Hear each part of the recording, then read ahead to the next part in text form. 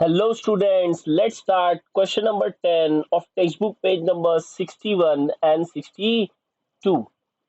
Shipra and Manisha are partners sharing profit and losses in their capital ratio. You are required to prepare trading account and profit and loss account for the year ended 31st March 2019 and balance sheet as on that date. तो student दो partner का नाम दिया है Shipra and Manisha और इनका जो profit sharing ratio है उनके कैपिटल रेशियो में जितना उन्होंने पैसा इन्वेस्ट किया रहेगा उस हिसाब से ये अपना प्रॉफिट को क्या करेंगे डिस्ट्रीब्यूट करेंगे.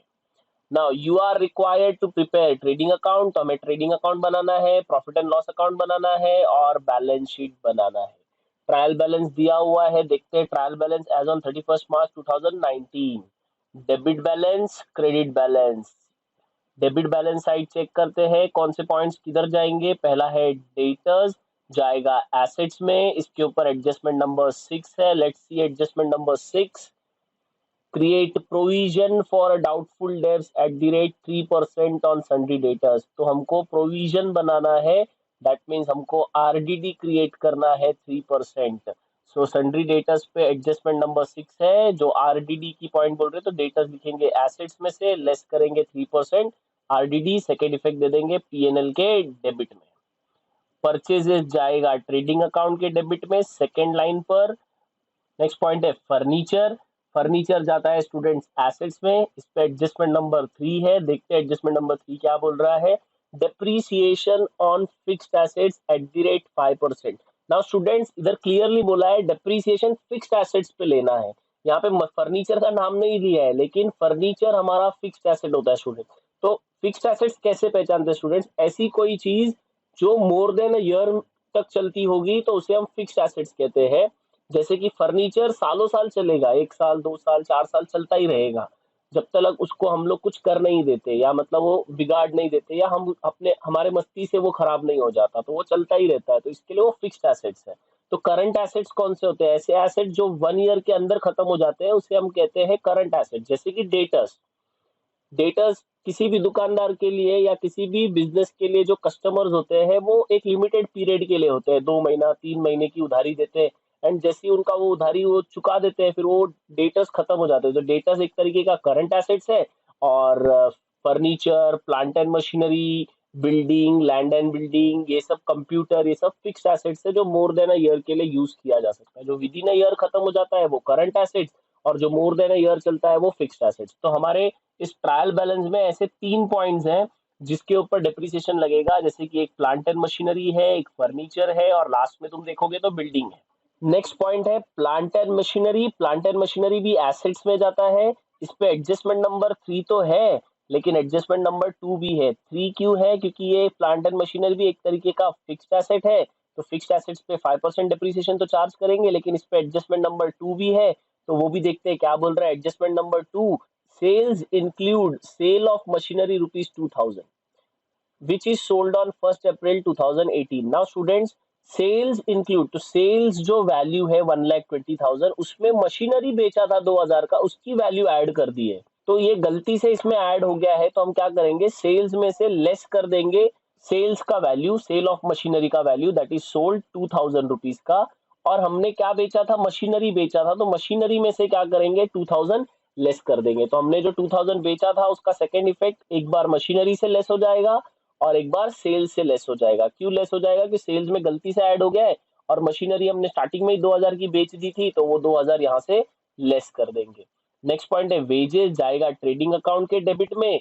इस पे एडजस्टमेंट नंबर 5 है. Outstanding expenses, wages rupees 200 and salary rupees 500. Now students ये जो आउटस्टैंडिंग एक्सपेंसेस है, आउटस्टैंडिंग का मतलब होता है पेंडिंग, जो खर्चा हमको करना बाकी है. तो मेरा जो वेजेस है वो 800 रुपया था जो मैं दे चुका हूँ, लेकिन मेरे को और भी वेजेस दैट इज पगार और 200 रुपया देना है. तो वो 200 रुपया मेरा करंट ईयर का ही एक्सपेंडिचर है या फाइनेंशियल ईयर का ही एक्सपेंडिचर है, तो वो ऐड हो जाएगा. ऐड आउटस्टैंडिंग 200 रुपीज और सेकेंड इफेक्ट चले जाएगा लाइबिलिटीज में outstanding wages 200 rupees. Next point है salary.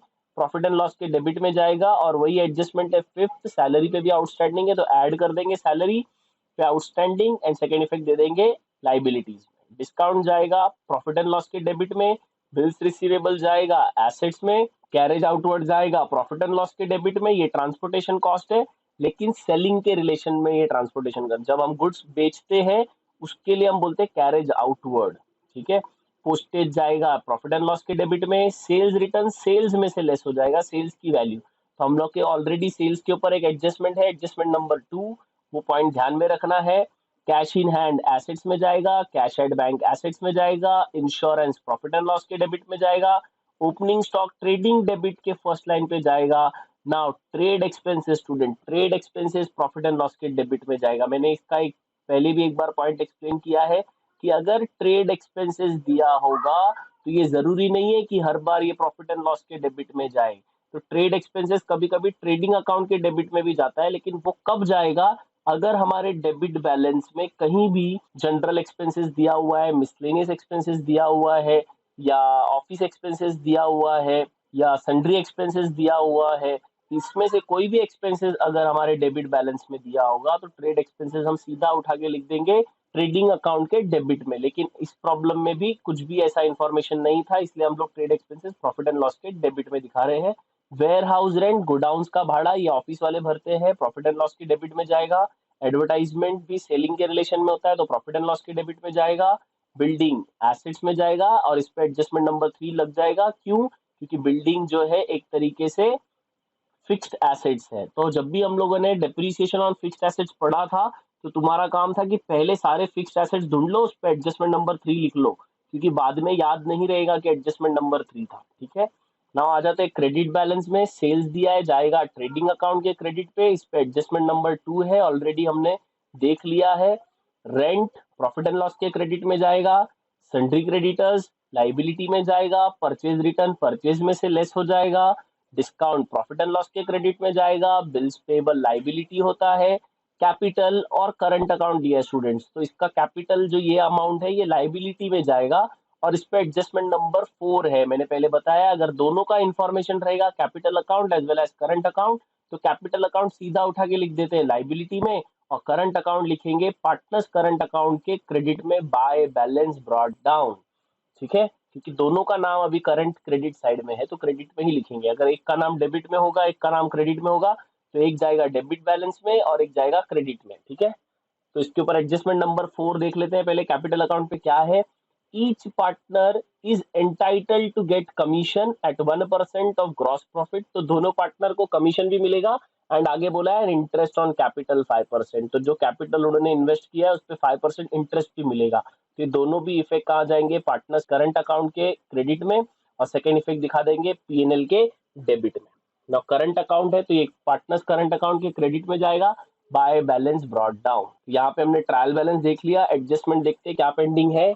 Stock on 31st March 2019 was at rupees 37,000, तो हमारा जो क्लोजिंग स्टॉक है वो 37,000 है, ये जाएगा ट्रेडिंग अकाउंट के क्रेडिट में।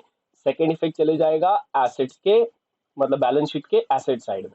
चलते हैं सॉल्यूशन की तरफ। क्वेश्चन अपने सामने रखो, एक एक पॉइंट देखेंगे अच्छे से एंड देन आगे जाएंगे। चलो सॉल्यूशन देखते हैं 10th प्रॉब्लम का। In the books of Shipra and Manisha trading account for the year ended 31st March 2019, ये बनाना है हमको। Particular amount amount, particular amount amount, debit credit. फिर बनाएंगे profit and loss account for the year ended 31st March 2019, same बनेगा particular amount amount, particular amount amount, debit credit. और फिर बनाएंगे पार्टनर्स करंट अकाउंट, पर्टिकुलर्स, और जो amount की जगह पे उनकी जगह पे पार्टनर्स का नाम लिख देंगे, Shipra Manisha, particular Shipra Manisha, debit credit. फिर बैलेंस शीट बनाएंगे as on 31st March 2019, liabilities amount amount, assets amount amount. Now debit balance में आ जाते हैं। पहला पॉइंट देखते हैं, सन्ड्री डेटर्स दिया है तो सन्ड्री डेटर्स एसेट्स में जाता है।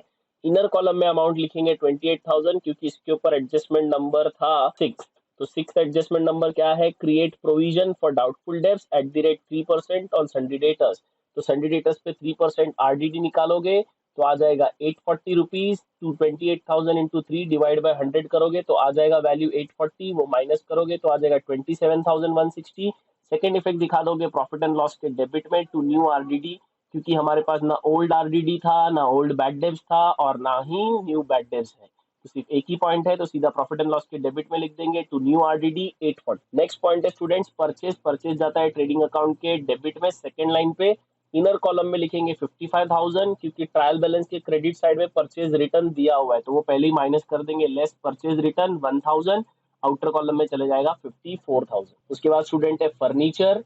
फर्नीचर लिखेंगे इनर कॉलम में 38,500, क्योंकि इस पे भी एडजस्टमेंट नंबर 3 है, इस पे एडजस्टमेंट नंबर 3 है, that is depreciation on fixed assets. तो जो फर्नीचर होता है वो फिक्स्ड एसेट्स होता है, तो इस पे लेस करेंगे 5%, तो आ जाएगा 1925, वैल्यू माइनस करके लिख देंगे बाहर 36,575। इसका सेकेंड इफेक्ट चले जाएगा प्रॉफिट एंड लॉस के डेबिट में, टू डेप्रीसिएशन हेडिंग देंगे, क्योंकि और भी 2 पॉइंट्स के ऊपर डेप्रीसिएशन लगने वाला है। तो पहला फर्नीचर लिख के इनर कॉलम में लिख देंगे 1925, और 2 लाइन इसके बाद छोड़ना है हमको नीचे।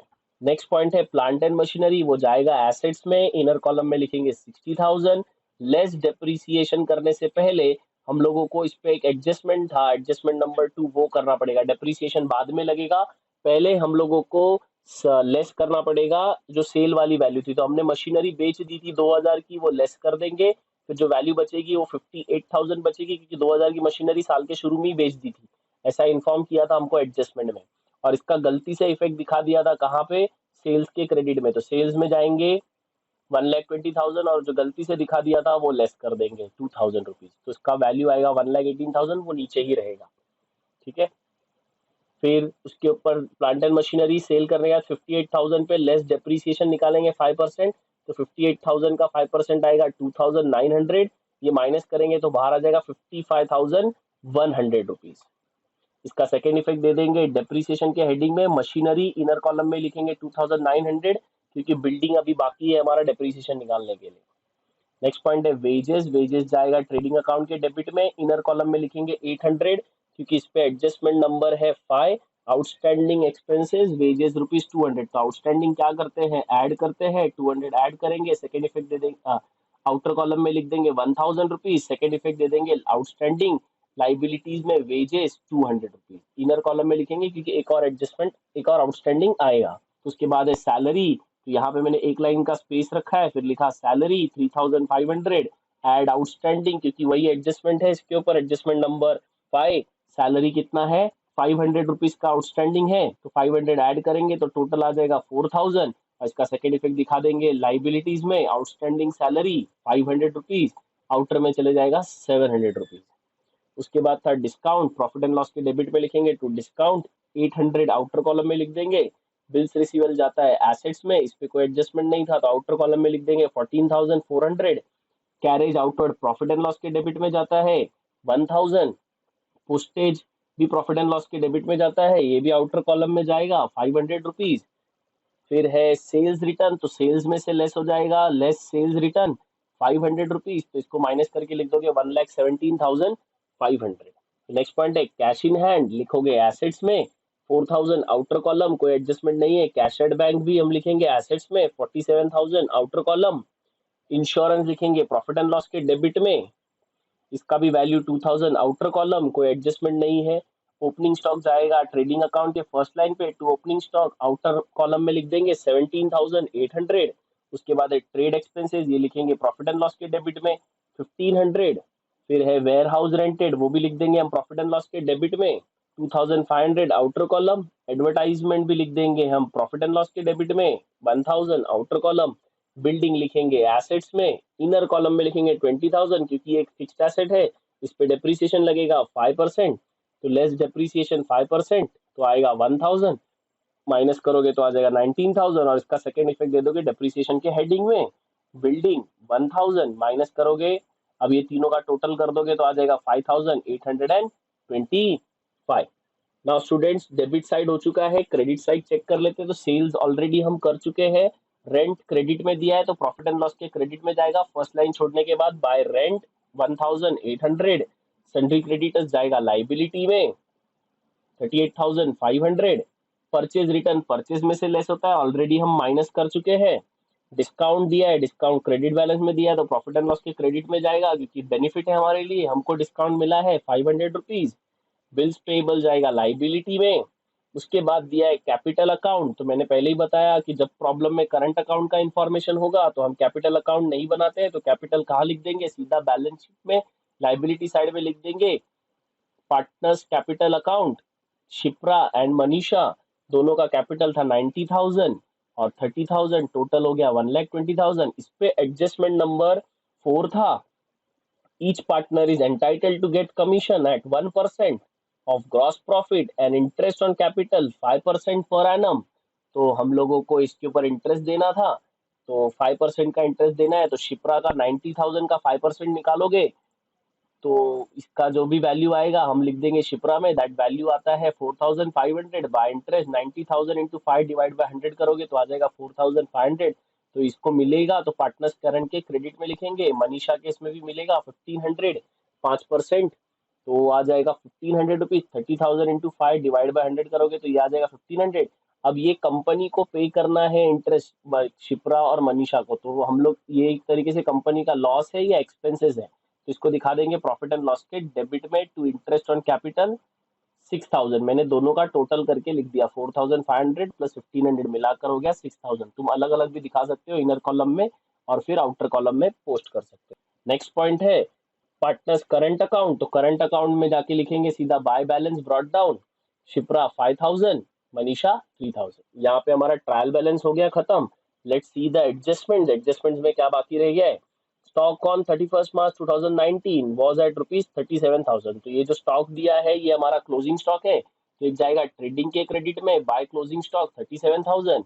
इसका सेकेंड इफेक्ट चले जाएगा एसेट्स में, क्लोजिंग स्टॉक 37,000। ना सेकेंड नंबर एडजस्टमेंट वो हमने कर लिया, थर्ड एडजस्टमेंट हो गया है। फोर्थ एडजस्टमेंट पे कमीशन देना है, लेकिन कमीशन किस पे देना है, ग्रॉस प्रॉफिट पे। और उसका जो सेकेंड पार्ट था पार्टनर्स पे कैपिटल पे इंटरेस्ट देना था वो हो चुका है। आउटस्टैंडिंग एक्सपेंसेस हम कर चुके हैं, create provision for doubtful debts adjustment number 6 भी कर चुके हैं। तो अभी हमको सिर्फ कमीशन देना बाकी है। तो कमीशन देने से पहले हमको ट्रेडिंग अकाउंट क्लोज करना पड़ेगा। जब ग्रॉस प्रॉफिट मिलेगा तभी हम 1% क्या दे सकते हैं, कमीशन, क्योंकि एडजस्टमेंट नंबर 4 क्लियरली बोल रहा है each partners is entitled to get commission at 1% of gross profit. तो ग्रॉस प्रॉफिट पे 1% का कमीशन मिलेगा दोनों पार्टनर्स को। तो हम लोग पहले ट्रेडिंग का क्रेडिट टोटल करेंगे, तो क्रेडिट का बड़ा अमाउंट आ रहा है 1,54,000, वही अमाउंट लिखेंगे हम डेबिट में 1,54,000।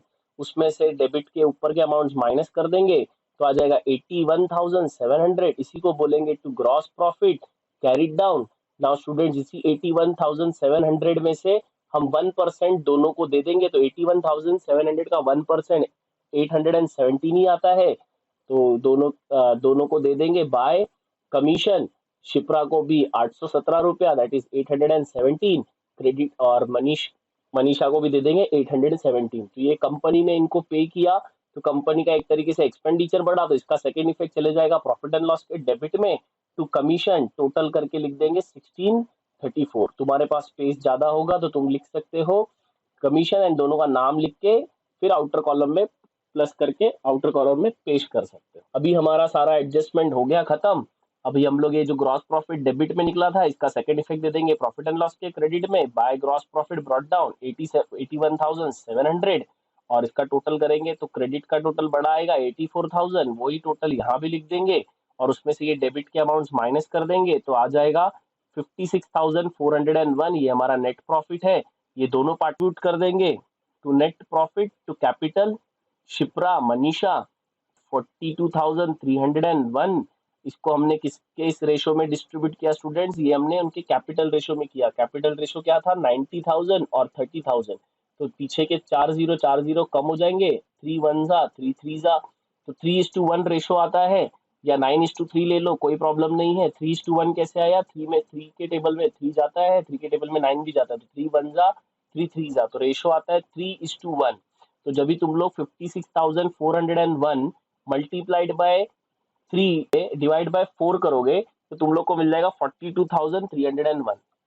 नाउ स्टूडेंट वापस एक बार सुन लो, क्या करना है हमको, 56,401 मल्टीप्लाइड बाय 3 डिवाइड बाय 4 करोगे तो तुमको मिल जाएगा 42,301, और उसी तरीके से वापस 56,401 इंटू 1 डिवाइड बाय 4 करोगे तो तुमको मिल जाएगा 14,100। तो इन दोनों का टोटल ये इनके कैपिटल रेशो में डिस्ट्रीब्यूट हो गया। ये वापस जो बैलेंस है वो कहाँ निकला, प्रॉफिट एंड लॉस के डेबिट में, तो सेकंड इफेक्ट चले जाएगा पार्टनर्स करंट अकाउंट के क्रेडिट में by profit and loss account 42,301 और उसका लिख देंगे 14,100।